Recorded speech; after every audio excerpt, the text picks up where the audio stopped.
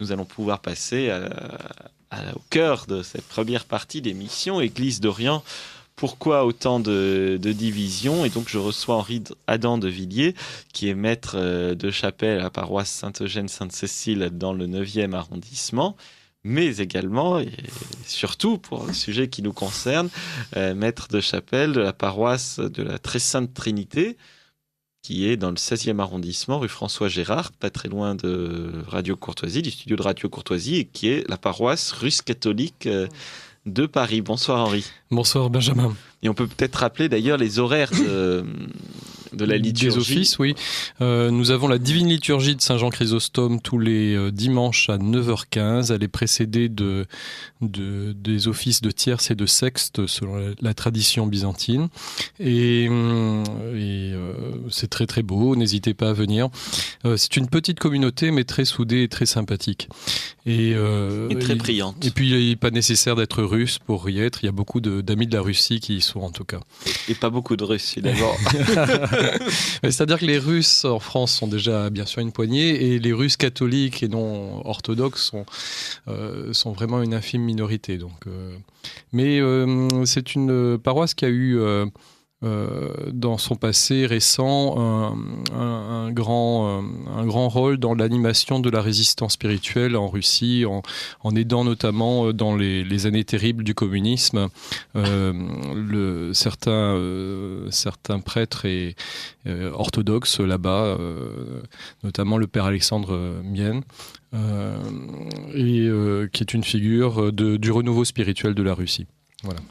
Alors, simplement, avant que nous poursuivions, Henri Adam de Villiers, je me rends compte que j'ai oublié une annonce, alors parce que c'est pas pour SOS Chrétien d'Orient, c'est pour ça que je l'ai oublié, mais je voudrais quand même la faire, puisqu'alors on sera pleinement dans le thème de l'émission, et c'est pour ça que je le redirai à la fin. C'est le pèlerinage en Égypte sur les traces de la Sainte Famille pour Noël, mais donc pour la date du Noël julien, donc le 7 janvier. Le 7 janvier. Avec Marie-Gabrielle Leblanc et le professeur Alexandre Ashraf Sadek. Donc un magnifique pèlerinage que j'ai moi-même fait l'an dernier, et c'est pour ça que je me permets de vous le conseiller. Donc n'hésitez pas, et ça commence fin décembre et ça dure à peu près 10 à 15 jours. Et les conférenciers sont passionnants. Donc le professeur Sadek qui parle plus de l'Égypte ancienne, et Marie-Gabrielle Leblanc plus de l'iconographie copte. Il serait tout à fait interchangeable, puisque le professeur Sadek est diacre dans l'église copte orthodoxe. Mais donc ils se répartissent comme ça. Donc c'est du 30 décembre au 11 janvier pour un prix quand même très très raisonnable de 1 400 €. Tout compris, donc avion, pension complète et transport, avec une découverte à la fois de l'Égypte antique jusqu'à Luxor, et puis des lieux où la Sainte Famille s'est arrêtée, et puis des hauts lieux de la spiritualité copte, et puis on passe Noël à l'évêché dans la cathédrale de Samallout en Moyenne-Égypte. Et je dois dire que ça doit être fabuleux. C'est fabuleux, et d'autant plus qu'on est accueillis très très chaleureusement. Il faut savoir que l'an dernier, ils avaient quand même traduit toute la messe en français pour projeter la traduction sur un écran qui avait été installé spécialement pour nous, pour qu'on puisse suivre la messe, qui est dite bien sûr en copte, avec par exemple le prêche qui est en arabe. Tout avait été traduit pour nous. Donc c'est pour vous dire que vraiment tout est fait pour nous accueillir. Et donc je vous invite très vivement à y participer. Alors en plus, vous voyez, c'est juste après la Syrie, donc vous pouvez très bien enchaîner Noël dans le calendrier grégorien en Syrie du 19 au 29 décembre, et ensuite aller du 30 décembre au 11 janvier en Égypte. Avec Marie-Gabrielle Leblanc. Donc pour tout renseignement, c'est très simple. Vous pouvez appeler Marie-Gabrielle Leblanc au 01 48 05 01 48 07 05 84, 01 48 07 05 84, ou sur son téléphone portable 06 07 01 21 90, 06 07 21 90, ou par courrier électronique à mariegabrielle@wanadoo.fr. Donc voilà, j'en ai fini cette fois, mais je le réannoncerai à la fin, puisque si nous parlons de on va beaucoup parler de l'Égypte, je pense, aujourd'hui. Voilà, donc je pense que je vous en referai une annonce à la fin. Donc Henri de Villiers, rebonsoir. La dernière fois, nous avions commencé, donc nous étions remontés dans les temps très anciens, avec donc les premiers temps de l'Église, la création des trois patriarcats, les deux premiers conciles, et puis on était arrivé au troisième concile à Éphèse, avec les premières divisions et la première branche, et on avait longuement parlé de cette église de l'Orient, qui avait un temps suivi les hérésies nestoriennes, qu'on appelle aujourd'hui église assyrienne de l'Orient. Et donc, en continuant à dérouler la liste des conciles, on arrive tout naturellement au 4e concile de Chalcédoine, et ses conséquences, puisque là, les divisions vont être encore plus nombreuses. Et plus terribles encore pour leurs conséquences sur l'avenir de ces chrétientés. Alors, est-ce que vous pouvez nous dire, pour commencer, donc, quand a lieu le concile de Chalcédoine et pourquoi ? Alors, il arrive 20 ans après celui d'Éphèse, donc en fait, c'est une très courte génération, et les protagonistes d'Éphèse sont toujours en vie pour la plupart. Éphèse, c'est donc 431 et Chalcédoine 451. Mais l'un ne va pas sans l'autre, c'est-à-dire que à Éphèse, on a condamné la théorie de Nestorius, patriarche de Constantinople, lequel avait convoqué le concile avec l'empereur, du reste, et il s'est fait déposer au cours du concile. Nestorius... Mais il n'est pas convoqué à Chalcédoine. Non, il est en exil, je ne sais plus s'il est déjà mort ou pas. Et puis, ses partisans sont déjà bien dispersés, il y a pas vraiment dans l'Empire, en tout cas, de forts courants nestoriens. Le nestorianisme va s'épanouir en Perse, plus par opportunisme politique, comme on l'a dit, pour essayer, pour ces chrétiens de Perse, de se démarquer de la ligne officielle de l'Empire byzantin et pas être considéré comme une 5e colonne de l'intérieur. Le nestorianisme, en fait, pour rappeler quand même à nos auditeurs ce que c'est cette hérésie de Nestorius qui voulait dénier à la Vierge Marie le titre de Mère de Dieu. C'est vrai que à première vue, ça paraît énorme d'appeler une femme, une créature, Mère de Dieu, créateur. Et Nestorius ne voulait uniquement titrer la Vierge de Mère du Christ. Et ce faisant, ça le conduisait à faire une dichotomie importante dans le Christ entre les deux natures, divine et humaine, et ça, tous les chrétiens sont d'accord pour confesser qu'il y a deux natures qui se sont unies au moment de l'incarnation. Mais plus que deux natures, en fait, il arrive à une division en deux personnes de la personne du Christ. En fait, au lieu d'être un seul individu, il y a deux individus qui coexistent dans la même entité, en quelque sorte, et avec deux volontés différentes, avec deux agirs différents, oui. C'est un peu la conséquence des pensées aussi de l'école d'Antioche, de l'école philosophique d'Antioche.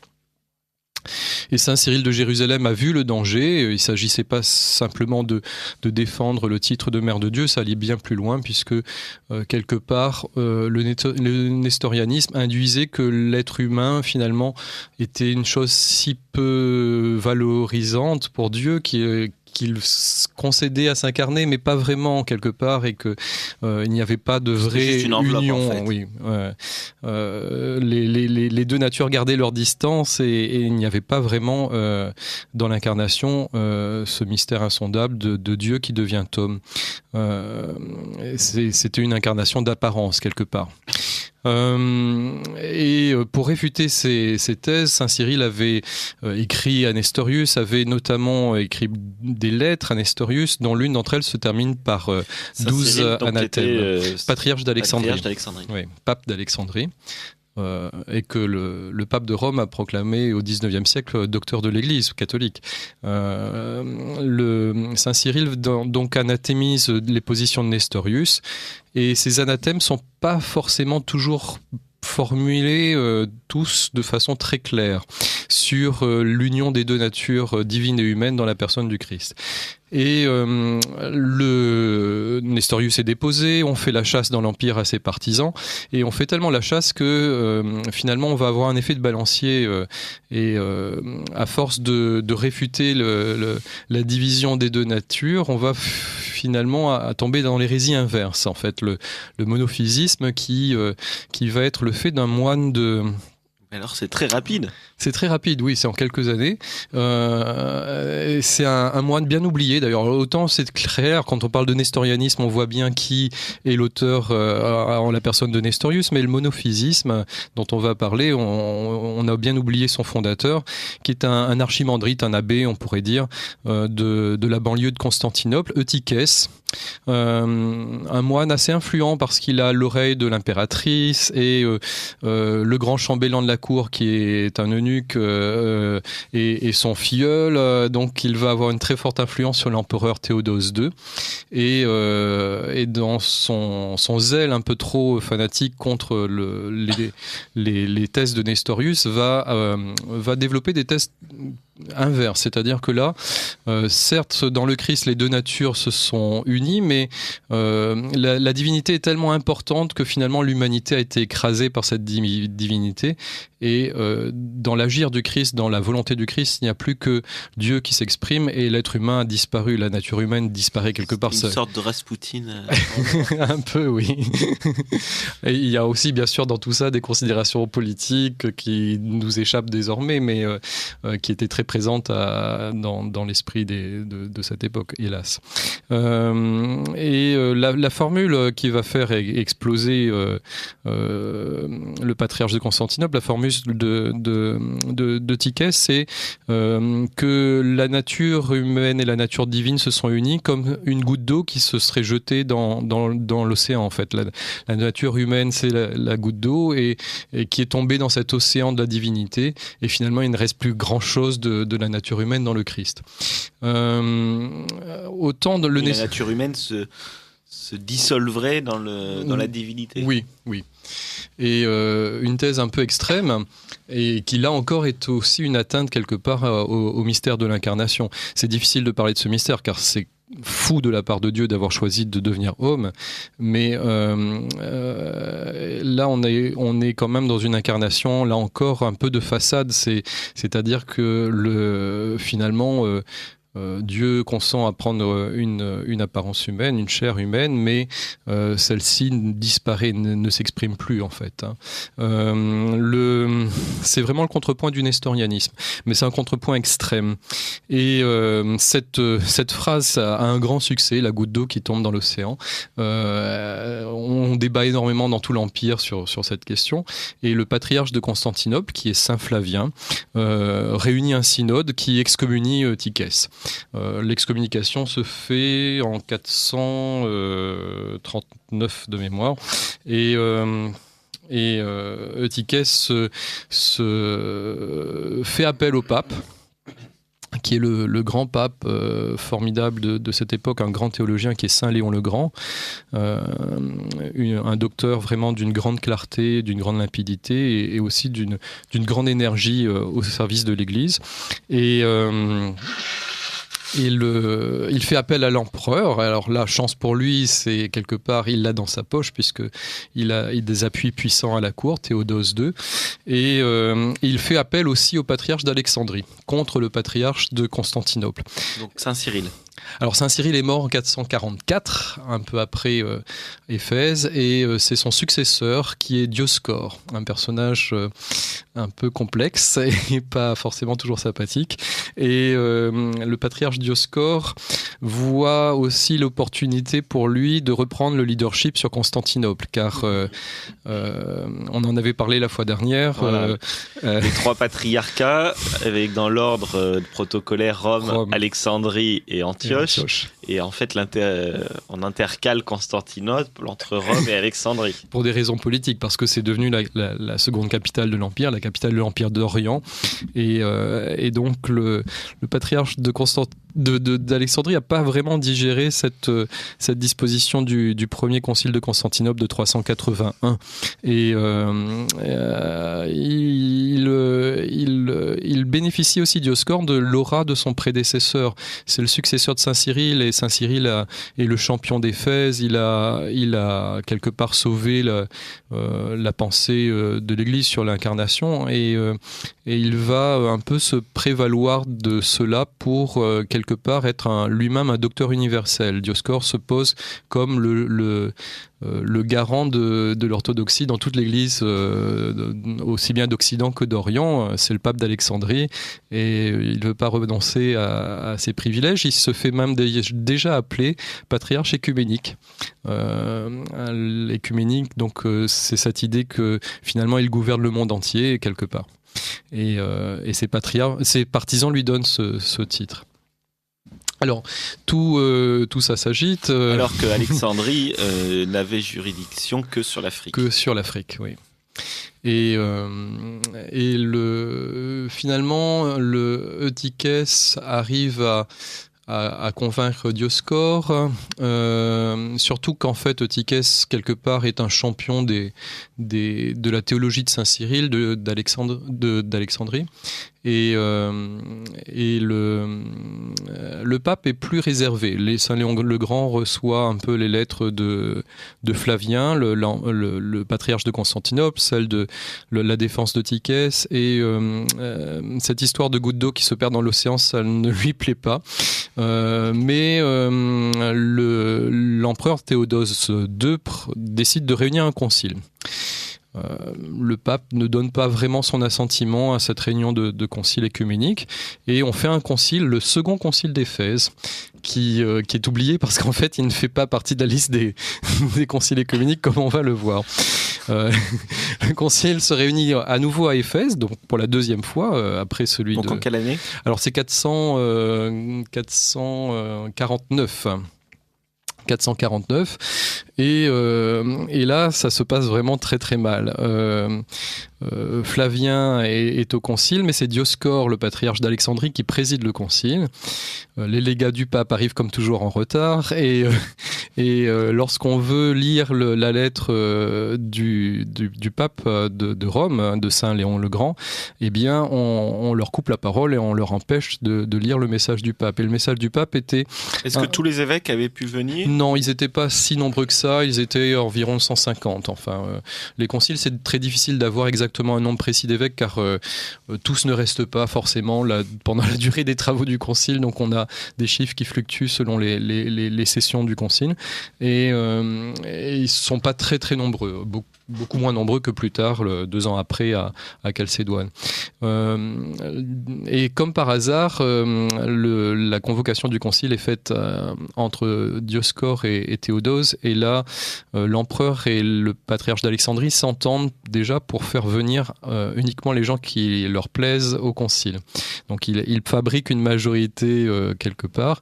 Notamment, il y a un grand scandale qui choque beaucoup les consciences, c'est qu'on convoquait au concile non seulement les évêques, mais également les abbés de monastères. Et là, au lieu de, contrairement aux autres conciles, d'inviter la plupart des abbés majeurs de tous les monastères d'Orient, on n'en choisit qu'un seul, qui évidemment est dans les positions d'Eutychès et de Dioscore. Arrivé sur place, donc ça se passe très mal, il y a des échauffourées, on se bat. Constantinople et Antioche sont là, Antioche est là, mais Antioche est assez choqué des procédés du concile. Du second concile d'Éphèse.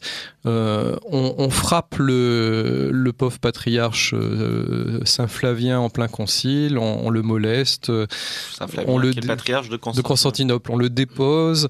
Ce qui est très fréquent à l'époque, on a la chance en Occident d'avoir une vie ecclésiastique plus calme qu'en Orient à cette époque, parce que tous nos papes restent en place, alors que si vous regardez dans les 4e, 5e, 6e siècles, les listes des patriarches d'Antioche, de Constantinople et d'Alexandrie, c'est effarant, et ils sont tous déposés, ils reviennent 3 fois sur leur trône, ils sont remplacés par le partisan inverse, c'est quand même assez terrible. Et donc, alors ce qui choque quand même les évêques, c'est un coup de force, c'est un coup de force de Dioscore. Et ce qui choque les évêques, c'est surtout qu'on n'ait pas lu le message du pape. Et ce message est fondamental. Il est magnifique. On l'a. C'est ce qu'on appelle le Tome à Flavien. C'est un très long ouvrage de Saint Léon. Et Saint Léon pose une doctrine claire sur l'incarnation et sur l'union des deux natures. Sa phrase, je l'ai notée, je vais vous la lire. Une phrase clé de ce Tome à Flavien, c'est, dit Saint Léon, le Christ est une personne, donc il n'y a qu'une seule personne dans le Christ, possédant deux natures unies entre elles, sans confusion, sans changement, sans division ni séparation. Et c'est cette définition de Saint Léon le Grand qui sera reprise au concile de Chalcédoine 2 ans après. Ce concile d'Éphèse se passe si mal que le pape va dire qu'il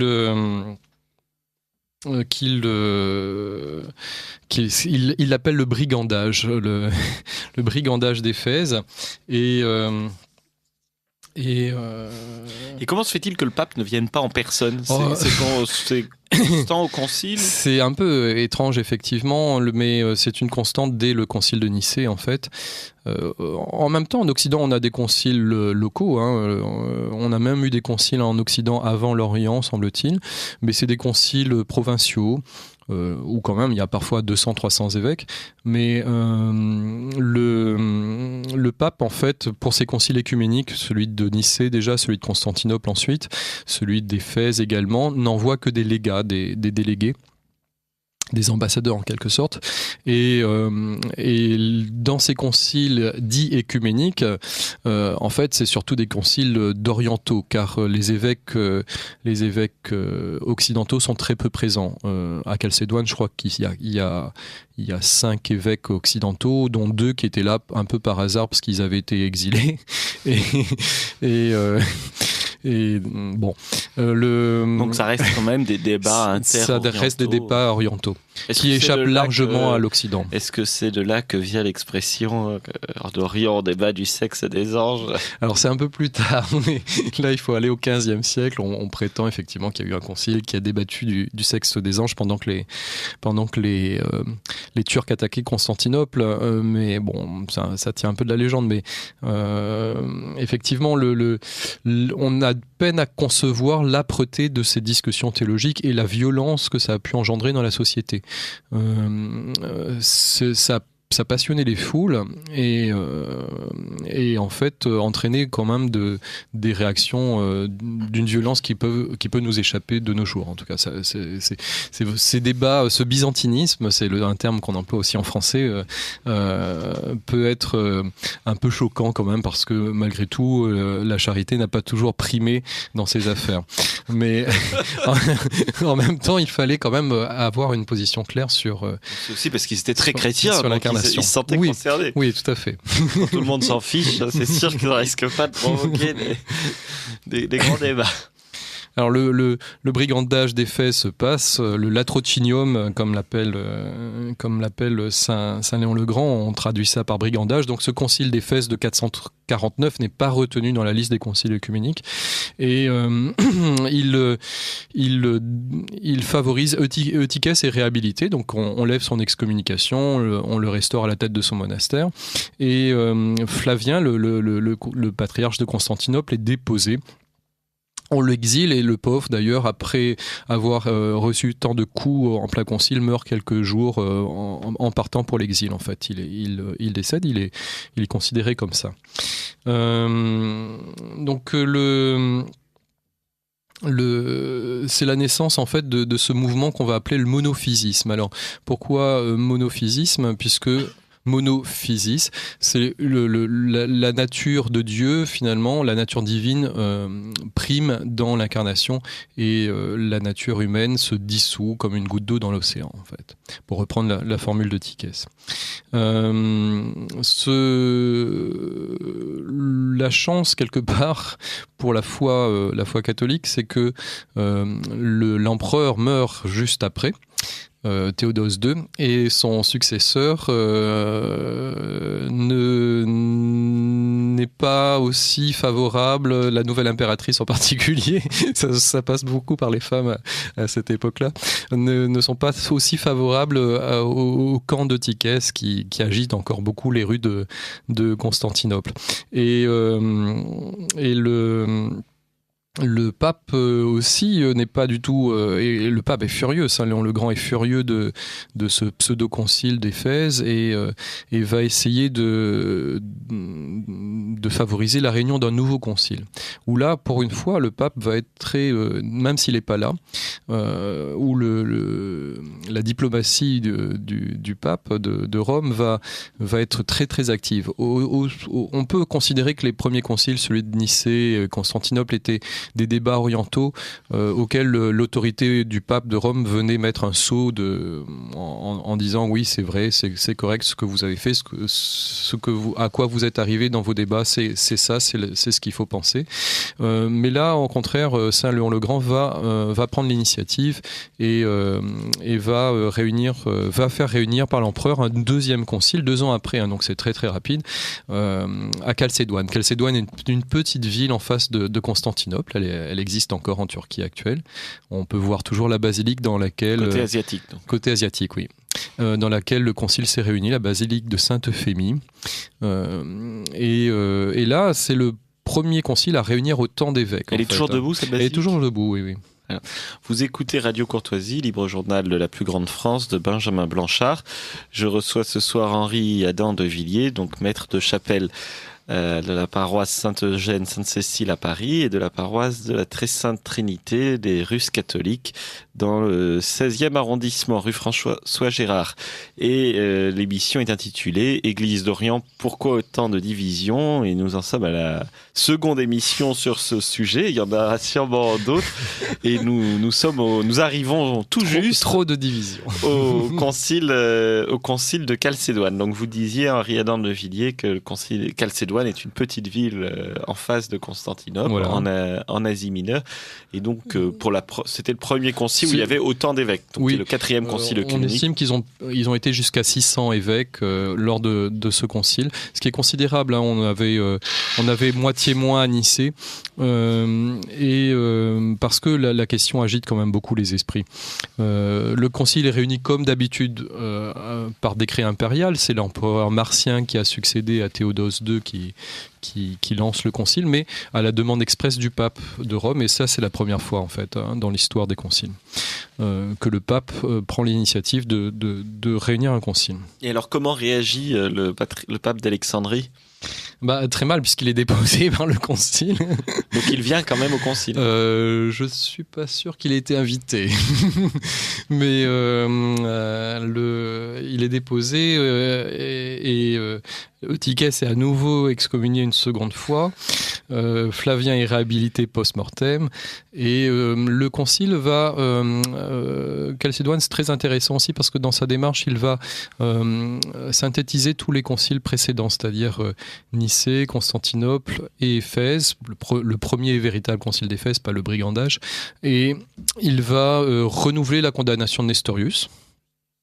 Il va reprendre la définition du tome à Flavien de Saint Léon en disant que on ne supprimait pas la différence des natures en disant qu'elles se réunissaient dans une seule personne. Donc c'est le mystère d'une personne composée de 2 natures différentes, mais qui était bien réelle, qui ne se mélangeait pas, l'une n'écrasait pas l'autre, l'une ne diminuait pas l'autre. Elles étaient égales, sans mélange ni confusion. Le concile se passe quand même dans des meilleures conditions générales. Enfin, on se bat pas. La police impériale n'a pas besoin d'intervenir comme au brigandage d'Éphèse. Et en fait, le concile pose une doctrine. Ça dure longtemps ? Plusieurs mois, oui. Les sessions sont assez longues malgré tout. Et la majorité, est-ce que la majorité est claire Oui, très clair. Et le premier grand reproche dans les débats, puisqu'on les connaît, premier grand reproche des évêques, dans leur grande majorité, c'est pourquoi vous n'avez pas lu la lettre du pape au brigandage d'Éphèse, en fait. C'est ça qui les a particulièrement choqués, en fait, parce que ça rompait tout débat. Et quelque part aussi, on a encore en Orient cette perception claire que le successeur de Saint-Pierre a la responsabilité de la bonne marche de l'Église, doctrinalement parlant. Pas pour l'administration, pas pour décider si un tel sera évêque ou pas, mais c'est considéré par encore l'immense majorité des chrétiens comme le dernier ressort pour affermir la doctrine de l'Église, selon les paroles même du Christ, qui avait dit à Pierre qu'il affermirait ses frères et qu'il devrait les confirmer dans la foi. Donc ça, c'est très intéressant parce que ça montre encore qu'on perçoit Rome comme le phare qui doit éclairer l'Église à l'époque, y compris de l'Orient, et c'est l'Orient qui est demandeur. Alors, les suites du concile, l'empereur, comme d'habitude, dépose tous les adversaires, tous les partisans d'Eutychès. Et on a à peu près toute la fin du 5e siècle reste... on débat, l'affaire n'est pas réglée, mais ça reste assez calme en fait. Alors, simplement, je reviens un petit peu en arrière, toutes les régions, les grandes régions chrétiennes étaient-elles représentées au concile ? Oui, y compris les régions extérieures. Bon, j'ai rappelé tout à l'heure qu'il n'y avait que 4 ou 5 évêques occidentaux, les légats du pape. En plus, mais l'Orient est bien représenté. L'Égypte est là, Antioche est là. Est-ce que l'Arménie est là ? L'Arménie, je ne suis pas sûr, je ne pense pas. Mais ils étaient hors dehors de l'Empire et quelque part, c'est un concile convoqué par l'empereur. Donc, mais je crois qu'il doit y avoir des représentants des Ghassanides, ces Arabes chrétiens qui étaient dans l'actuelle Jordanie et les confins de la Syrie, qui ne faisaient pas réellement partie techniquement de l'Empire. Le concile de Chalcédoine a aussi un canon dont on en a parlé la fois dernière, qui est assez problématique pour le pape. Autant le pape a convoqué ce concile, l'a inspiré, l'a nourri de ses écrits, et tout d'un coup, subitement, on a le 28e canon qui est décidé, qui est voté par les pères du concile, et ce 28e canon pose que Constantinople est l'égal de Rome. Et là, le pape Saint Léon le Grand refuse ce 28e canon. Et ça ne passera jamais. Et ce qui est intéressant, c'est que le 28e canon du Concile dit que il faut accorder la même primauté d'honneur au patriarche de Constantinople, à égalité avec le pape de Rome, car dit le Concile, car Constantinople est la seconde capitale de l'Empire. Et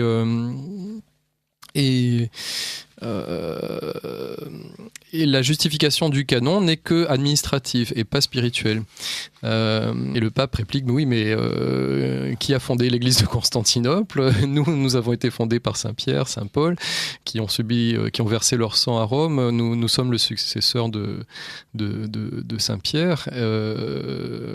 La légende comme quoi Saint André aurait établi l'église de Byzance en passant n'est pas encore vraiment établie.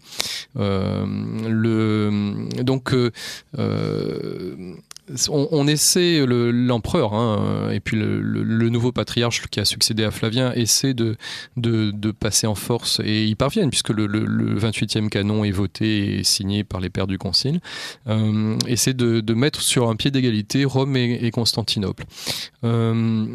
Ce qui est intéressant aussi, et ce qu'il faut percevoir derrière cette histoire, c'est aussi que, je pense, l'Empire d'Orient a la perception déjà que c'est la fin de l'Empire d'Occident. Et ils se disent, mais on ne peut pas compter sur notre partie occidentale, car ils sont sous les coups des barbares, les invasions ravagent l'Occident en même temps. Chute de l'Empire romain d'Occident 476 oui. et concile de Chalcédoine 451. Donc on est déjà dans les invasions, les barbares sont déjà passés à Rome, enfin, et c'est une angoisse, je pense, qu'on a peine à percevoir de nos jours de la partie orientale de l'Empire. C'est l'Empire romain d'Orient, mais c'est l'Empire romain, et ils se définissent comme les Romains de Constantinople. Et donc, c'est peut-être à ce moment-là déjà l'idée qu'il faut quand même prévoir l'avenir et se dire que si jamais la papauté disparaît à Rome, il faut avoir une solution de rechange et pouvoir assurer la continuité de l'exercice de l'autorité ecclésiastique dans l'Église. Donc voilà. Alors. Après, pour mieux comprendre après ce qui va suivre, il y a un autre acte important après Chalcédoine qui est bien oublié, qui est quelque part tragicomique aussi. C'est quelques années plus tard, on a un texte qui paraît en 482 qui s'appelle l'Énoticon. Alors qu'est-ce que c'est que cet Énoticon ? C'est une volonté de l'empereur de mettre fin au problème né des deux conciles d'Éphèse et de Chalcédoine, et de forcer tous les évêques à adhérer à une position commune. En fait, l'empereur Zénon demande au patriarche Acace de Constantinople de rédiger un texte qui est une base minimale. Quelque part, il y a déjà l'idée qu'on va retrouver par la suite à d'autres moments de l'histoire byzantine d'essayer de trouver, finalement on s'est disputé, on s'est divisé, est-ce qu'on pourrait pas retrouver un socle commun pour se réunir malgré tout et mettre fin à nos divisions. Alors ce texte, finalement, comme tous les textes de compromis, va, en général, souvent, ne va plaire à aucun des deux partis. Les partisans de Chalcédoine et les anti-chalcédoniens Chalcédoine vont trouver à redire de ce texte. Pourtant, il est quand même pas si mal quand on le lit de prime abord, parce qu'il va reprendre le symbole de Nicée-Constantinople en disant que c'est la base. On n'exige que ça, finalement, le symbole de Nicée-Constantinople. Après, vous pouvez penser ce que vous voulez des discussions sur l'incarnation, mais la foi définie à Nicée, puis à compléter à Constantinople, est le minimum pour être chrétien, pour pouvoir se dire chrétien. Et le texte, quand même, renouvelle les anathèmes à la fois de Nestorius et de Tychès. Et il va reprendre aussi les 12 anathèmes de Saint Cyril, fameux, et qui n'étaient pas forcément très bien rédigés, en tout cas qui pouvaient se lire d'une façon un peu monophysite. Et donc c'était aussi pour plaire quelque part au parti monophysite.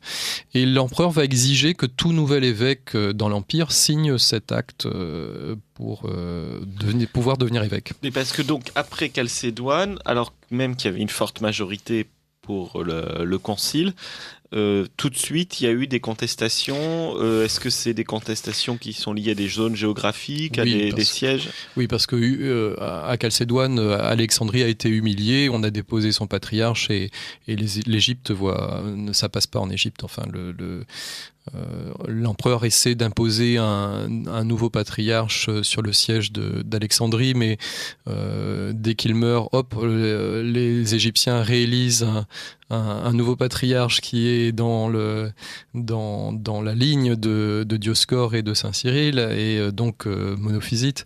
Et pendant un siècle, on alterne comme ça entre un patriarche chalcédonien et un patriarche monophysite sur le siège d'Alexandrie. Et le foyer vraiment de l'opposition à la doctrine de Chalcédoine, c'est Alexandrie dès ce moment-là, enfin l'Égypte plus généralement.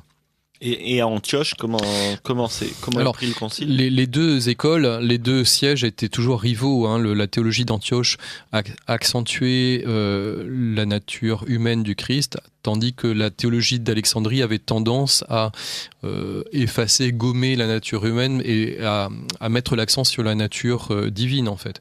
Donc on avait plutôt, pour synthétiser, une tendance nestorienne à Antioche et une tendance monophysite à Alexandrie. Après, le monophysisme a eu beaucoup de déclinaisons. On regroupe sous le même terme beaucoup de nuances, souvent très très importantes, et la doctrine de Tychès est sans doute la formulation la plus extrême, hein, la goutte d'eau qui se noie dans l'océan. Beaucoup à cette époque émergent pas mal de docteurs, enfin d'évêques qui récusent à la fois les formules de Chalcédoine et les formules de Tychès, et essaient de trouver un mi-chemin quand même pour être dans la lignée de la pensée théologique d'Alexandrie.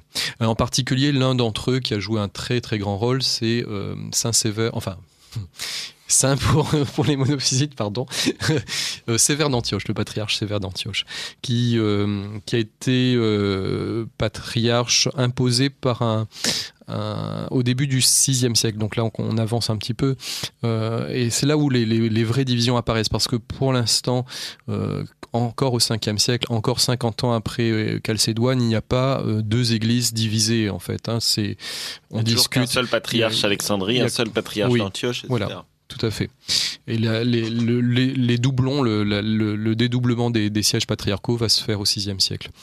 Va se faire au VIe siècle aussi parce que l'empereur, après Chalcédoine, en général est chalcédonien, sauf certains d'entre eux qui vont être plutôt dans les idées théologiques du monophysisme, et en particulier Anastase Ier au début du VIe siècle, qui impose Sévère sur le siège d'Antioche. La théologie de Sévère, moi j'aime beaucoup Sévère d'Antioche, c'est pour ça que spontanément je l'ai appelé saint tout à l'heure, parce qu'il a une vie vraiment exemplaire.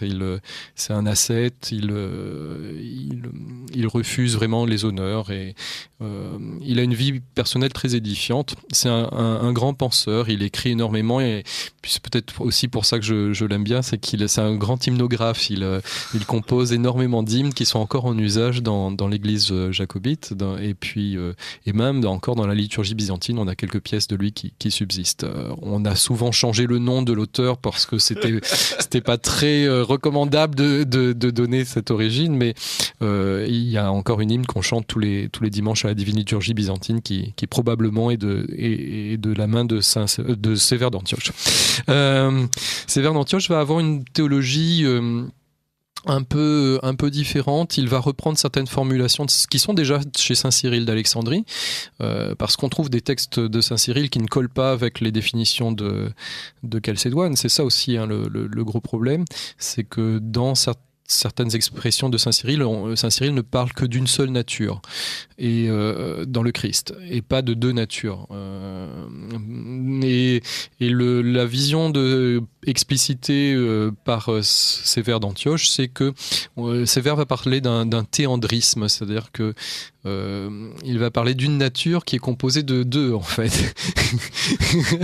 C'est un peu compliqué, mais quelque part, la fusion de la nature humaine et la nature divine crée une troisième nature. C'est un peu l'idée sous-jacente dans la théologie de Sévère d'Antioche. Et c'est moins terrible que la goutte d'eau qui se perd dans l'océan, en tout cas. Donc c'est peut-être plus acceptable d'un point de vue. Mais on reste dans les querelles byzantines. On reste dans les querelles byzantines, oui. Et ça va être encore pire après. Mais changement d'empereur, Anastase meurt et le successeur est chalcédonien, et donc dépose évidemment Sévère d'Antioche, qui se réfugie naturellement en Égypte, qui est le grand foyer des idées monophysites. Alors, vraiment monophysisme au sens général, hein, pas celui qui est condamné avec Eutychès à Chalcédoine. Il y a beaucoup de nuances. Et là, il y a même des débats internes dans ce mouvement non chalcédonien, notamment avec un autre grand penseur de cette époque, qui est Julien d'Halicarnasse. Alors, le grand débat entre ces deux monophysites, c'est de savoir si le corps du Christ est corruptible ou incorruptible. C'est-à-dire, quand le Christ meurt, est-ce que son corps se décompose ou pas? Alors, ça nous paraît quand même une discussion vraiment de détails théologiques extrêmes, mais ça montre aussi le niveau des débats de l'époque. On avait poussé très très loin la réflexion sur qui était le Christ. Et c'est pas le débat de la primaire du Parti républicain. Non. Et donc, même en Égypte, en fait, l'Égypte va être divisée entre les partisans de Sévère, les Sévériens et les Julianiens, qui vont être... Et en fait, c'est à partir de ce moment-là qu'on va commencer à voir une séparation avec trois patriarches d'Alexandrie. Le patriarche officiel, le partisan de Constantinople et de la foi de Chalcédoine, le patriarche sévérien et le patriarche julianien. Donc là, on est au début du VIe siècle. Début du VIe siècle, dans les années 535 en fait. Et jusqu'alors, il n'y avait qu'un seul patriarche d'Alexandrie. On se retrouve avec 3 patriarches. Et ça, c'est une nouveauté. Et là, c'est un schisme à l'intérieur de l'église d'Alexandrie. Oui. Et de là naît en fait l'église copte actuelle, en fait, qui descend de la lignée sévérienne. Les partisans de Julien d'Halicarnasse disparaissent quand même. Il y a encore des patriarches dans leur lignée 3 siècles après. Et alors l'empereur ne tente pas de mettre tout ce monde au pas avec bien sûr. Et c'est le drame et c'est ce qui va expliquer aussi l'arrivée de l'islam et la grande facilité de l'islam à s'implanter. On va en reparler plus tard, mais à s'implanter dans toutes ces régions, c'est que le pouvoir central de Constantinople a été perçu comme un pouvoir d'oppression pour ces populations. Finalement, ils ont accueilli l'islam comme des libérateurs. Ils n'étaient pas bien dangereux, c'était juste des cavaliers comme ça, pas très nombreux, qui venaient les débarrasser d'un pouvoir byzantin opprimant, qui avait aussi son système fiscal qui énervait beaucoup les populations. Bon, donc il y a des aspects religieux, il y a des aspects politiques aussi dans tout ça qui s'entremêlent. L'Égypte était toujours considérée comme le grenier à blé du monde, de l'Empire, en tout cas la terre la plus riche. D'après ce que j'entendais en Égypte avec le professeur Sadek, en tout cas dans la mentalité copte, la mentalité égyptienne, il considère qu'ils avaient vraiment été traités comme des quasi-esclaves. Par l'Empire, et donc on passe d'un esclavage à un autre, et finalement ça changeait pas grand chose en fait. Oui, bien sûr. Et là naît 2 églises. Et puis il y a une autre perspective dont je ne sais pas si j'en parle tout de suite, mais outre ces questions de spécialistes, de théologiens spécialistes, il y a une dimension aussi sociale et qui va se greffer sur ces dimensions. C'est-à-dire que en Égypte, en Palestine et en Syrie coexistent 2 types de populations. Il y a une population hellénophone qui parle le grec, qui est dans les villes, qui est lettrée, qui possède le pouvoir intellectuel. Et puis il y a les populations locales qui sont toujours là, qui sont plus ou moins hellénisées, mais qui gardent leur système et leur langue. Donc en Égypte, on a les descendants des anciens Égyptiens qui sont toujours là, largement majoritaires, qui parlent l'égyptien, le copte. Et en Syrie, on a l'équivalent avec les araméens, les populations qui parlent l'araméen et qui sont les syriaques. Et en Palestine aussi, les populations araméennes coexistent. Et pendant plusieurs siècles, ça se passe bien. Dans les églises, on a en fait des offices bilingues. On a plusieurs témoignages, notamment d'une pèlerine au IVe siècle qui s'appelait Égérie. C'est une Espagnole qui fait un grand pèlerinage de plusieurs années au lieu saint, à Jérusalem. Mais elle visite tout l'Orient. Elle va au Mont Sinaï, elle va jusqu'à Édesse. Et elle note dans son récit de voyage énormément de détails. C'est une époque où on pouvait voyager... sans difficulté. Voilà, Oui, d'une région à une autre en passant. Oui, on a l'impression que les gens ne voyageaient pas, mais en fait, on bougeait énormément dans l'Empire. Hein. Et elle note, elle décrit les offices, et c'est très intéressant parce qu'on voit bien que les lectures à Jérusalem sont à la fois faites en grec et en araméen, en syriaque, que les psaumes sont chantés à la fois en grec et en syriaque, que les prédicateurs prêchent à la fois en grec et puis recommencent leur sermon en syriaque ensuite. Donc il y a un bilinguisme liturgique qui se passe bien. Mais par la suite, il y aura aussi une séparation entre finalement les fidèles qui sont grecs, qui sont de culture grecque, et les fidèles de culture locale, les Coptes en Égypte et les Syriaques en Syrie et en Palestine.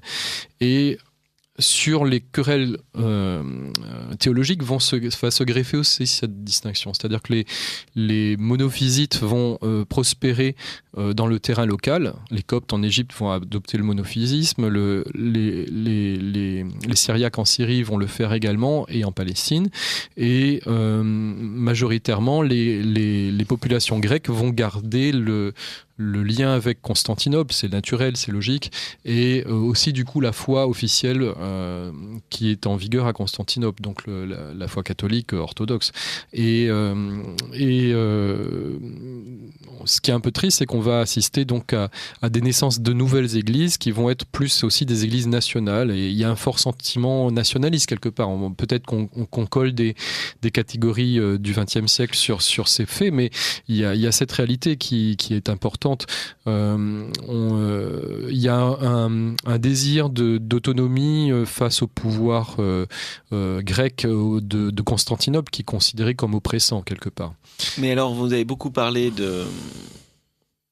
d'Alexandrie et des querelles à Alexandrie, mais que se passe-t-il à Antioche? Est-ce que c'est le même processus? Alors je rappelle que vous écoutez le Radio Courtoisie, libre journal de la plus grande France, de Benjamin Blanchard. Je reçois Henri Dan de Villiers, maître de chapelle à Saint-Eugène-Sainte-Cécile, dans le 9e arrondissement de Paris, et aussi à la paroisse russe catholique de la Très Sainte Trinité, Paris 16e, pour nous parler du concile de Chalcédoine et de ses suites dans le cadre de notre série d'émissions Église d'Orient. Pourquoi autant de divisions? Alors, à Antioche. Antioche. Alors, juste pour finir sur cette dichotomie linguistique qui va finalement créer deux églises côte à côte, une église grecque et une église locale qui va être soit syriaque, soit copte. La partie grecque va être qualifiée bien plus tard en fait de melkites, c'est-à-dire ceux qui melk en araméen, c'est le roi, donc ceux qui restent fidèles au roi de Byzance, en fait, au pouvoir impérial. Et donc on aura une coexistence de melkites, donc de culture grecque, byzantine, et de monophysites qui vont être plutôt syriaques et coptes. Alors en Syrie, alors bizarrement, maintenant, le terme de melkite n'est plus utilisé que pour ceux d'entre eux qui sont redevenus catholiques, unis à Rome. Et les autres églises grecques ne veulent pas utiliser le terme melkite, oui.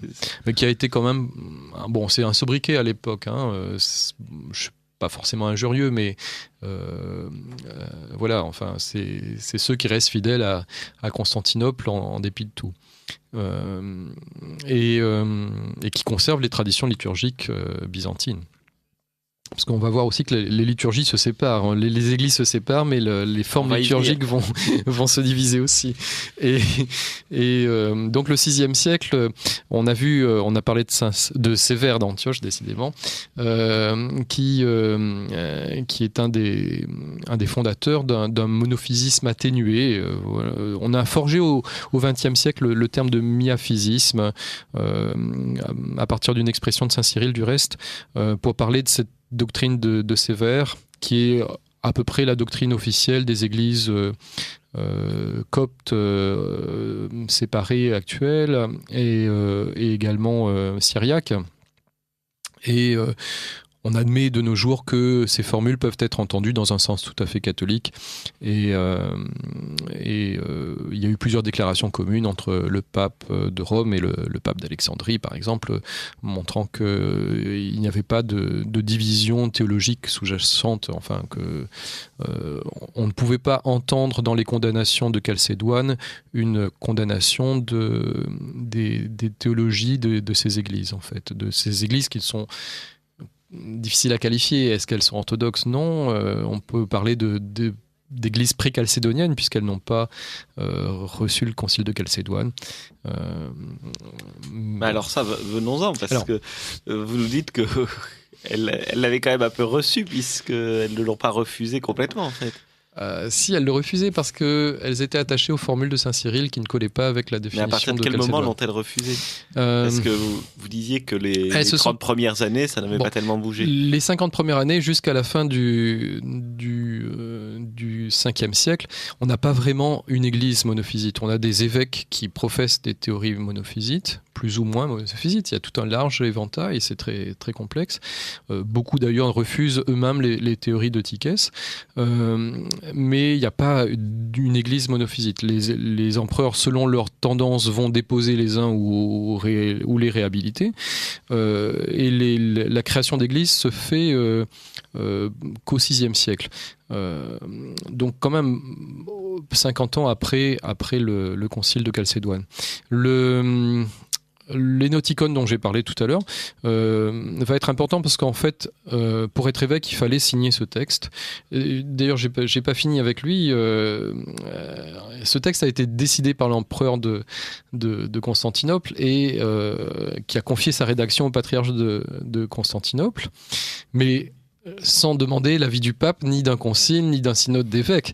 Et le pape est furieux à l'époque, furieux au point que le pape excommunie le patriarche de Constantinople.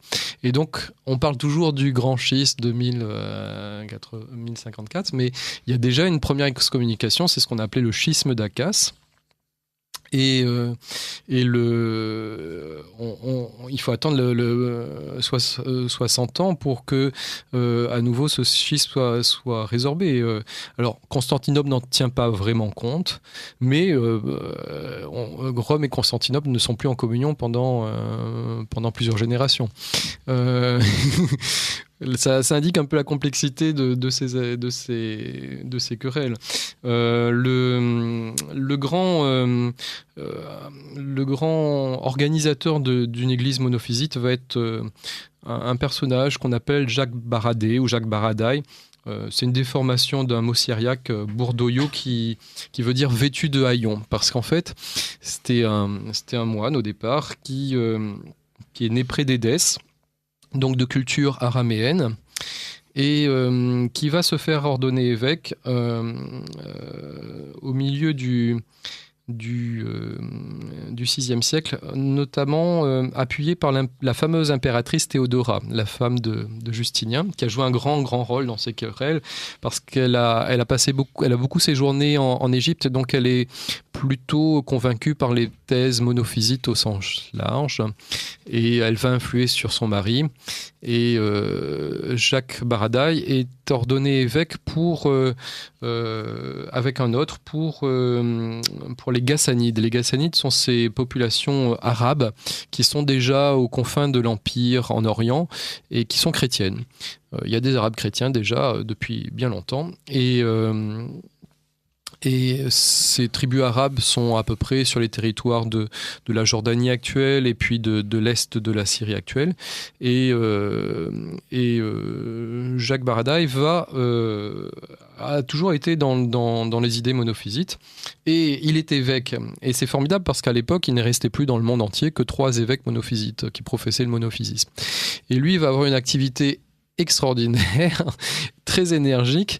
Il va commencer par ordonner des prêtres et des diacres à tour de bras. Son biographe de l'époque cite le chiffre fabuleux de 100 000 ordinations. Enfin, il aurait ordonné, ça paraît un peu exagéré sans doute, mais pour un seul diocèse, pour tout l'empire. C'est-à-dire qu'il va ordonner en Syrie, il va traverser la police impériale de recherche. C'est pour ça qu'il est déguisé en pauvre R. Et donc il est se fait de haillons. siège, Matériellement, je crois qu'il n'y a jamais eu d'acte de dépôt parce qu'il était dans un siège qui n'échappait à l'Empire. Il était sur les confins de l'Empire, il était dans la partie ghassanide, mais il n'était pas dans le ressort administratif de l'Empire. Donc la déposition n'a pas pu être faite. Et Jacques Baradaï va sillonner tout l'Orient, aussi bien l'Égypte, la Palestine, l'Asie mineure, la Grèce, et va ordonner. Et au bout d'un moment, il se contente plus d'ordonner des prêtres et des diacres, mais il va surtout ordonner des évêques ensuite, et il va constituer une hiérarchie. Et là, c'est vraiment la création d'une église, d'une nouvelle église, et il dédouble il respecte l'organisation ecclésiastique de l'époque, c'est-à-dire que là où il y a déjà un évêque, il ordonne un autre évêque. Et ça, c'est une nouveauté, on n'avait pas connu ça encore. On est au milieu du VIe siècle. Au milieu du VIe siècle. Et là, donc ça crée des tensions et des crises extrêmes. L'Église ou uniquement d'Antioche ? Tout l'Orient, pas uniquement d'Antioche. Y compris chez Alexandrie. Dans les ouvrages modernes, on dit souvent qu'il a organisé l'Église en Syrie et que c'est le fondateur de l'Église jacobite, qui porte son nom de lui, d'ailleurs, Jacques Baradaï. Mais en fait, il ne s'est pas du tout concentré sur la Syrie, mais il a une activité dans tout l'Empire, aussi bien en Asie mineure. Alors, il se trouve que la seule hiérarchie qui est subsistée, ordonnée par lui, est celle de Syrie, les actuels jacobites. Donc c'est la création de l'Église jacobite, mais il a en fait, parce que il y avait une autonomie par rapport au pouvoir byzantin central qui était un peu plus importante, donc ils ont pu subsister, mais il a essayé quand même d'établir des églises à Constantinople, même à Éphèse, à Alexandrie. Il est allé. Alors, à Alexandrie, il existait aussi la succession de Sévère d'Antioche et de Julien d'Halicarnasse, mais il est allé à Alexandrie, il s'est entendu avec les Sévériens, ils professaient la même doctrine de toute façon, et il a aussi ordonné en Égypte, il a fait des sacres épiscopaux en Égypte. Donc il multiplie les sacres partout et il crée une nouvelle église en fait, qui existe toujours, et qui a même une branche catholique désormais. Mais alors qu'on comprenne bien, donc ça principalement c'est quand même sur le territoire d'Antioche. Oui. Et la partie qui a subsisté est sur le territoire d'Antioche. Et le patriarcat d'Antioche ne réagit pas. Sa tête est mise à prix, mais... Parce que le patriarcat d'Antioche, lui, était très chalcédonien. Ça dépendait de l'empereur en place, mais Justinien est très embêté dans toutes ces histoires parce que il sent bien que la division de l'Empire est une grande faiblesse pour l'Empire aussi. Et si l'Empire n'avait pas eu ces divisions théologiques, peut-être qu'on aurait eu toujours un empereur byzantin de nos jours, qui sait. Mais je pense que c'est effectivement ça ce qui a entraîné la ruine, et s'il faudra faire une conclusion un jour de nos émissions, mais la seule conclusion à faire, c'est évidemment que la division des chrétiens est mortifère et que le christianisme ne peut être fort et ne peut résister accessoirement à l'islam que lorsqu'il est uni. Dès qu'il est divisé, c'est fini. On est un contre-témoignage. Donc, bon... Donc là, on voit que s'organise une sorte d'église parallèle. Une église parallèle, oui. À la fois en Égypte, avec les deux patriarcats, donc Sévérien et Julianien, et en Asie, en fait, avec les Jacques Baradaï. Oui. En fait, qui va loin, j'imagine. Qui va loin, puisque après, il y a à nouveau deux patriarches à Antioche. Et donc, on a deux églises séparées. Et ça, les deux patriarches, c'est à partir de quelle période ? On a une idée ? Dès le VIe siècle. Oui. Dès le VIe siècle. Et ça va jusqu'en Inde, j'imagine, puisque actuellement, en tout cas, l'église syriaque orthodoxe, donc comme ça qu'elle s'appelle elle-même, est très nombreuse en Inde. En fait, la majeure partie des fidèles sont en Inde, oui. Alors, c'est une autre histoire. Il faudrait consacrer une émission entière au sort de la chrétienté dite de saint Thomas, puisque c'est des chrétiens qui ont été fondés par saint Thomas. On garde ça pour plus tard, peut-être. Si vous le réclamez, chers auditeurs. Il faudrait parler aussi de de l'Arménie, parce que l'Arménie adhère formellement aux thèses de Sévère d'Antioche et de Sévère d'Antioche, aux thèses monophysites assez tôt en fait. Elle refuse Chalcédoine au tout début du VIe siècle, en 505. Mais est-ce que pour l'Arménie, il n'y a pas eu des questions de traduction, des questions d'erreur de traduction? Mais même pour nous, occidentaux, parce que les termes grecs renvoient à des catégories philosophiques qui échappent au latin, qui échappent à l'arménien, qui échappent au syriaque, qui échappent au copte, en fait. Et toutes ces discussions très précises théologiques sont assez naturelles dans le grec. La langue grecque est un vecteur important de tout cela, mais comment traduire hypostase en latin, comment traduire hypostase en arménien, en copte, c'est très compliqué. Et donc, beaucoup de malentendus naissent de là aussi. Alors, il y a au départ beaucoup d'agitation intellectuelle. Et cette agitation intellectuelle, hélas, se greffe sur des problèmes linguistiques, hélas, se greffe également sur des problèmes économiques, sociaux, politiques. J'imagine comme l'Arménie était en dehors de l'Empire, il y avait également des problèmes politiques. C'était aussi une affirmation d'indépendance. Voilà, donc l'Arménie, on peut peut-être rappeler donc les origines du christianisme en Arménie. Donc le christianisme remonte au temps apostolique en Arménie. Oui, puisqu'on dit que plusieurs apôtres auraient passé par l'Arménie, Saint Barthélemy, Saint Matthieu, et puis c'est la première nation à devenir officiellement chrétienne, pas tout à fait, puisque il y a eu l'éphémère royaume d'Édesse, mais qui n'a pas vécu très longtemps.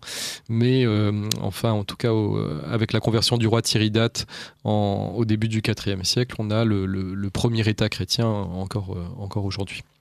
Et alors donc je crois que j'avais entendu, alors je ne sais pas si c'est exact ou pas, mais que les évêques d'Arménie n'étaient pas présents à Chalcédoine, non. Et que quand ils ont reçu Chalcédoine, ils avaient la traduction inverse. Ils auraient cru que Chalcédoine était monophysite. Oui. Alors ça, je ne sais pas. Mais c'est pas impossible, effectivement. Car il y a eu beaucoup d'incompréhension en raison des différences de transposition, des différences linguistiques et de la difficulté de transposer des catégories philosophico-théologiques très précises grecques dans des langages qui n'avaient pas les mots pour les exprimer. Dans des langues qui n'avaient pas les mots pour les exprimer. Parce que l'Arménie est dans un cas à part, en fait. Bien sûr, ils font partie de ces églises, on va dire, pré-chalcédoniennes, dites monophysiques. Donc, comme l'église syriaque et jacobite et l'église copte. Mais il n'y a pas de doublon. Non. Puisque toute l'église apostolique arménienne a suivi cette... C'est nous qui avons créé un peu idiotement les doublons par la suite. Oui, mais ça, c'est une autre histoire. C'est une autre histoire. Mais il n'y a pas d'église grecque arménienne, en fait. Non, ça n'a jamais existé, non. Donc comment pas d'église melkite arménienne. Voilà. Comment est-ce qu'on peut expliquer cela, que toute l'église arménienne ait fait bloc Bon, je pense qu'il y avait un réel désir d'indépendance, en fait, et une opposition avec le monde grec qui a toujours traversé l'histoire.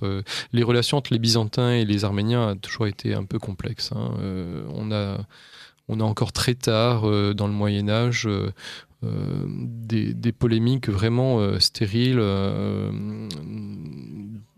qui apparaissent même dans l'office byzantin, puisque une des semaines de l'avant-carême a été instituée pour lutter contre un jeûne que les Arméniens faisaient, des choses un peu...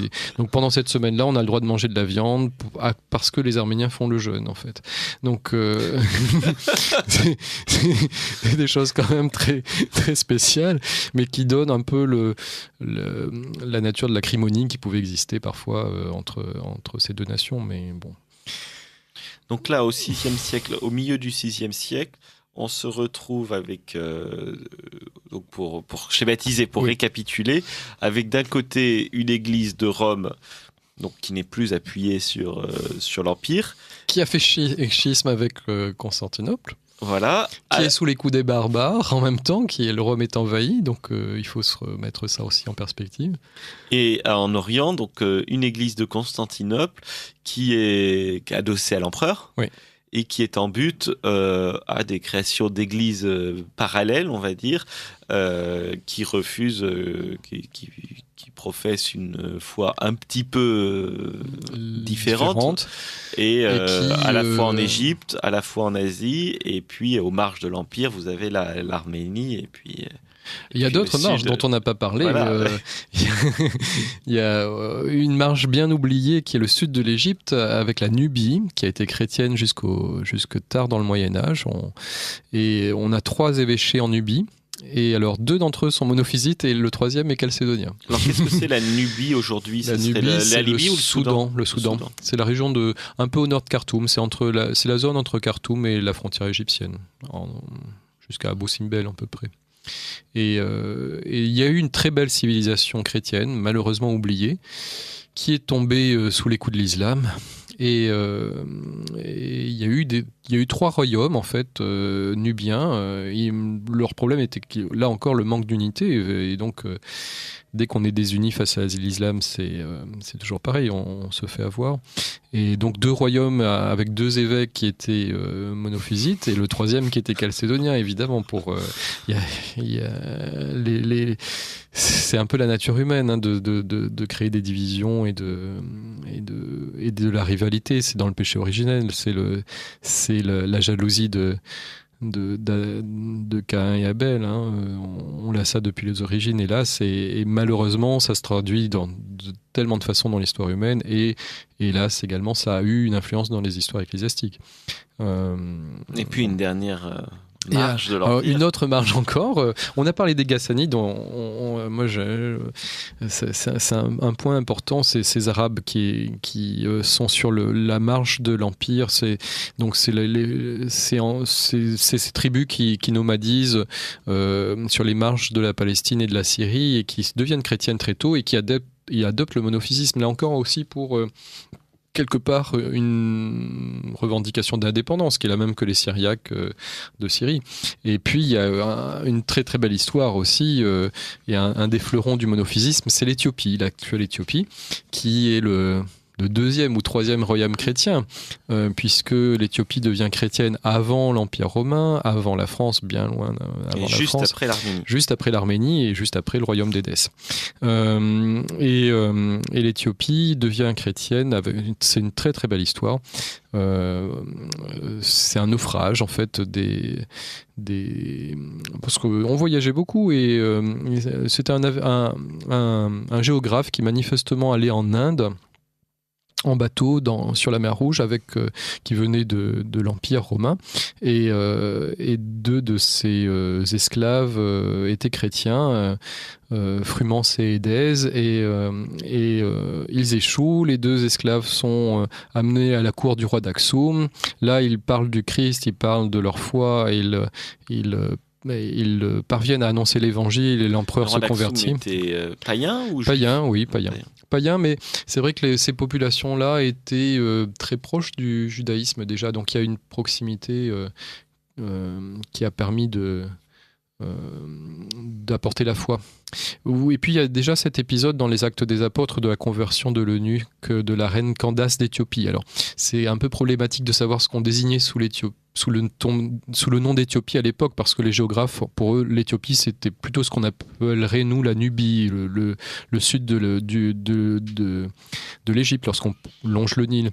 Mais si on reprend le texte de Saint Luc dans les Actes des Apôtres, on voit que l'eunuque de la reine Candace est en train de lire le prophète Isaïe.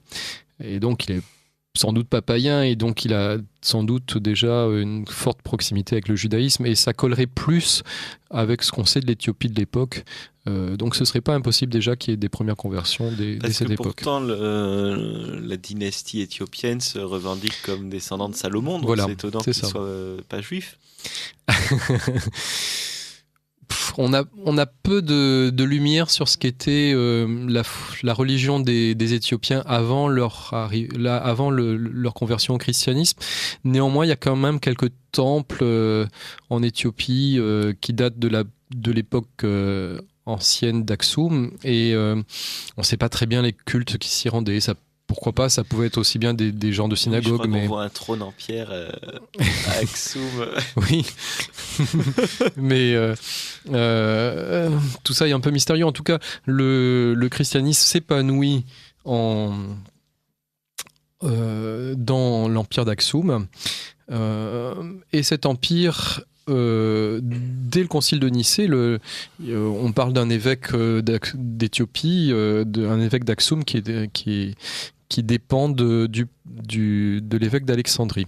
Et donc il y a toujours eu un rapport très fort entre l'Égypte et Aksum, alors même que Édesse et Frumens étaient syriens. Mais il y a toujours eu ce lien. Et naturellement, l'Égypte va adopter les positions monophysites. L'Éthiopie, va adopter les positions monophysites qui sont le logique développement de l'école d'Alexandrie. À tel point d'ailleurs que, il y a quelque chose qui m'amuse beaucoup, c'est que on a un roi d'Éthiopie au VIe siècle. Zut, comment il s'appelle ? Son nom ne me revient pas. Qui va être un grand chrétien et qui va venir au secours des communautés chrétiennes du Yémen, qui sont persécutées par les tribus juives du Yémen. Et donc il va envahir le Yémen, il va mettre fin à l'hégémonie des populations juives du Yémen, et il va secourir les chrétiens de cette partie de l'Arabie.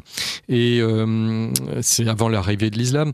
Et ce roi est saint pour l'Église d'Éthiopie, bien sûr, mais également pour l'Église romaine, alors même qu'il était monophysite. Mais il est dans le calendrier romain, il est au martyrologe romain. Donc finalement, ces querelles n'ont pas été toujours aussi extrêmes qu'on peut le penser. Alors merci Henri Dandevilliers. On poursuivra dans une prochaine émission le développement de ces églises monophysites.